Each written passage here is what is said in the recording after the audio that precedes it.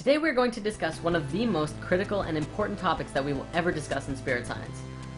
Among all of the things we have discussed, this is one that needs to be taken seriously and is the most important part of the evolution of consciousness that we are experiencing today. Today we shall discuss the power of the heart.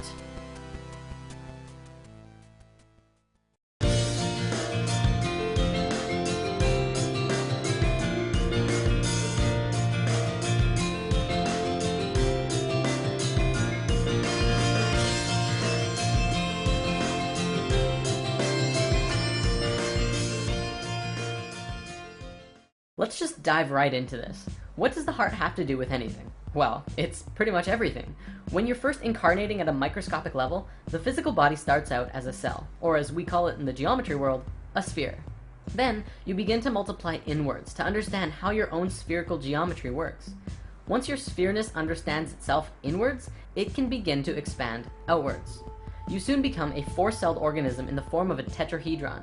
Soon after that, you become a star tetrahedron, which is the egg of life form we discussed in lesson 6.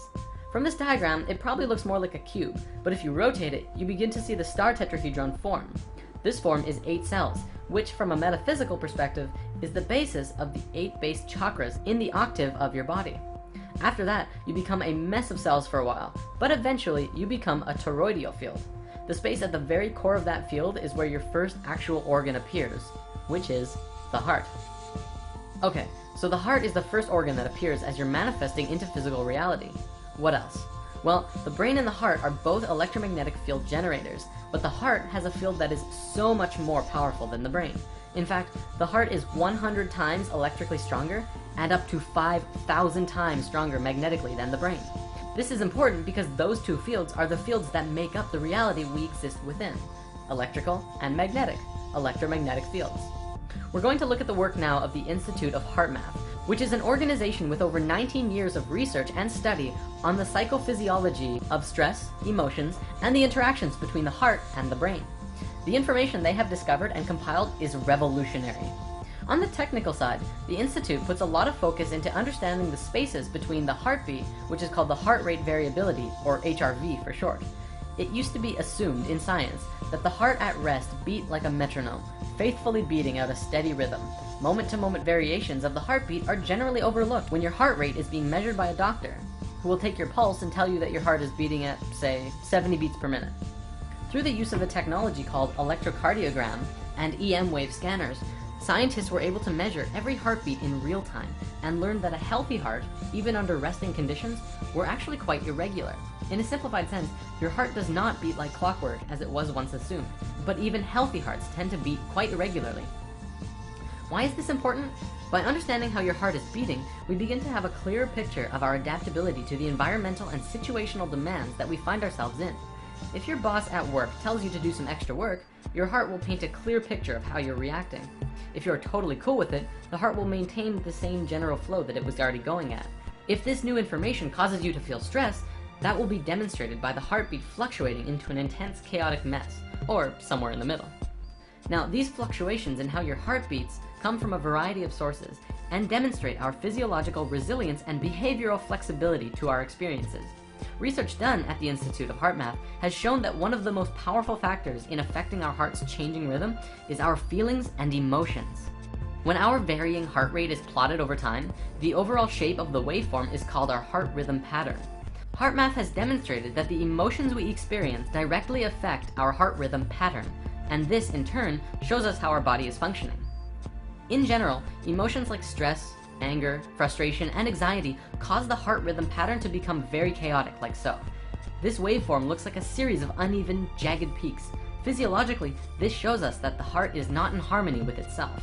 This can be likened to driving a car with one foot on the accelerator and the other foot on the brake at the same time, possibly while trying to go from first gear to fourth and then back. This creates an incredibly jerky ride, burns more gasoline, and isn't great for the car altogether.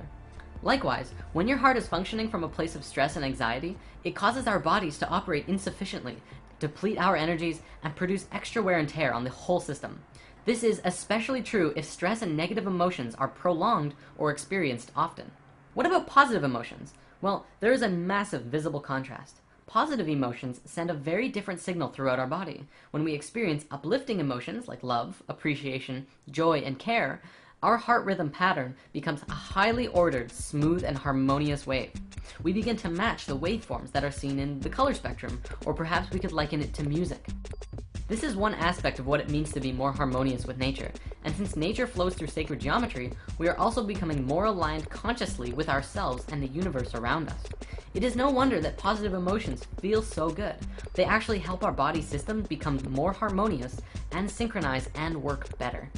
The Institute of Heart Math has shown that generating sustained positive emotions facilitates a body-wide shift to a specific scientifically measurable state called psychophysiological coherence.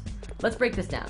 Psycho comes from psychological, which means mental and emotions, and physiological means body. Coherence is systematic or logical connection or harmony. Altogether, it means a harmony of both body, mind, and emotional functions. If you're familiar with the four elements, you know that earth is the physical, so body, air is mental, mind, water is emotions, and fire is spirit.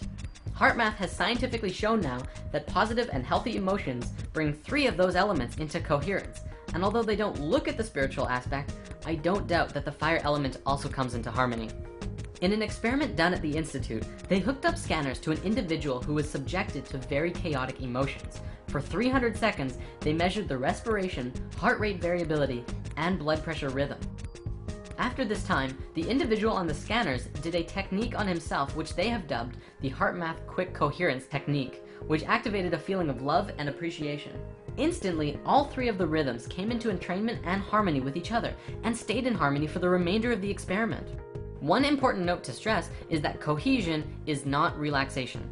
The process of relaxation is a low energy state in which the individual rests both body and mind, typically disengaging from cognitive and emotional processes. In contrast, coherence is experienced as a calm and balanced, yet energized and responsive state of being that is optimal for mental acuity, focus, problem solving, and decision making, as well as the physical activity and coordination. So coherence is the natural state you want to be in all the time. Unless you're relaxing. That's good too. So how does one get into the state of cohesion? Breathing. Your breath is intimately connected to your heart rate and your heart in general. And if you ever find yourself in a very chaotic mental state, take a few seconds to step back of what's causing the chaos and focus on your breath. Take long and deep breaths. The Institute of Heart Math doesn't put too much focus into particular breathing techniques, but they put an emphasis on using your breath as well as positive and loving emotions to bring you back into a state of cohesion. They say that it's not super necessary to put focus on your breath all the time, but it is very helpful to bring yourself out of chaos and back into alignment. From a spiritual perspective, and if you're working towards that, breath is very important. However, breath is another huge topic, and I personally recommend focusing on your breath during meditations. Focusing on breathing and your heart is a beautiful way to move into a silent space during meditation and deeper into yourself, all while sustaining the same healthy emotions. Now, throughout ancient history, across many religions and belief systems, the heart was always considered a center of the being, the source of spiritual wisdom and insight, thought, emotion, and connection to the divine. The ancient Egyptians believed that all thought and life was done from the heart, which is why they threw away the brain after the pharaoh died, but they left the heart in the body. They felt that the being would need it in the next life, so they left it there, but the brain was useless.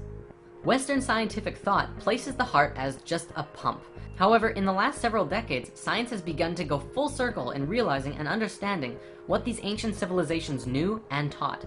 In the field of neurocardiology, scientists have discovered that the heart possesses its own intrinsic nervous system, a network of brain cells with over 40,000 neurons. This gives the heart the ability to independently sense and process information, and make decisions, even demonstrate a type of learning and memory. In a simplified sense, you can think with your heart. The heart is truly an intelligent system. The heart also has found to be a hormone gland, manufacturing and secreting numerous hormones and neurotransmitters that profoundly affect the brain and body function. Among these hormones is one called oxytocin, well known as the love or bonding hormone, bringing things together. Science is also beginning to understand that the electromagnetic field around the heart has a powerful effect on not just the human body, but others around you as well.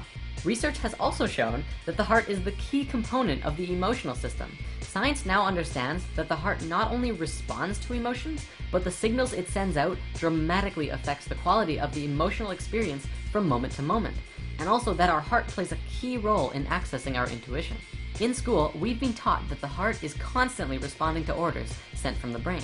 But what's less commonly talked about is that the brain receives even more orders from the heart. We've been doing it backwards. Moreover, these signals have a significant effect on brain function, influencing emotional processes as well as higher cognitive faculties such as attention, perception, memory, and problem solving. Guide yourself from your heart, not from your brain. When you allow your negative emotions to get to you, you disconnect from your ability to think clearly, remember things, learn lessons, reason, and make effective decisions, which explains why often we act impulsively and unwisely under stress. The heart's signal has a profound effect on the brain during positive and negative emotions. Live in your heart, for the heart is the center of unity consciousness, where the brain is the center of duality consciousness. You can see that right in how they're made. The brain has the two hemispheres. The heart is a place of unity. Since we fell in consciousness, we moved from heart consciousness and into our brains, and all decisions were made from the brain. In doing so, we became polarized and lost our connections to the universal consciousness called unity. This shift in consciousness we are experiencing now is a movement from the brain and back into the heart, where we will once again know and understand the universe and unconditional love for everyone and all things, regardless of who they are or what damage they've done to themselves or others. And this is why the heart is so important right now. Live in your heart. It is the gateway to the divine. Purposeful moons in Capricorn, sullen and cold, our hearts adore. Just how much more can we endure? Wondering what our lives are for. Where will you go? What are your plans?